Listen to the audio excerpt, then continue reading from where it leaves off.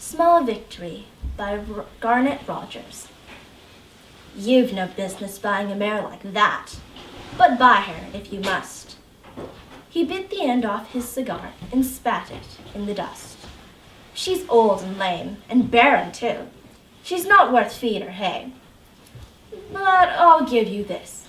He blew smoke at me. She was something in her day. I recall her well, 10 years ago. She was a winner in her prime. She was fast and lean and willing, but they raced her past her time. And though she had the heart, her legs were gone. It wasn't hard to see. They kept her at it in hopes of just one more small victory. She was shunted around from track to track, from Kentucky up to Maine. They'd run her in cheap claimers, all doped up to mask her pain. And if it's my advice you'd want, I'd say the poor thing's had her day. You'd be throwing good cash after bad. It's best to turn away. Well, they let her round the auction shed, and the bidding started low. She'll go for dog food, someone said.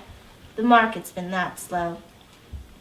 But she raised her head, and she pricked her ears, and before the hammer fell, she was mine. My friend turned round to me. You're soft-headed, I can tell.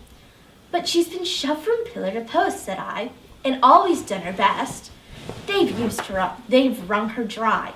You'd think she'd earned a rest. So if she does not but end her days beneath some shady tree, I'll have saved her from the knacker's yard, and that's enough for me.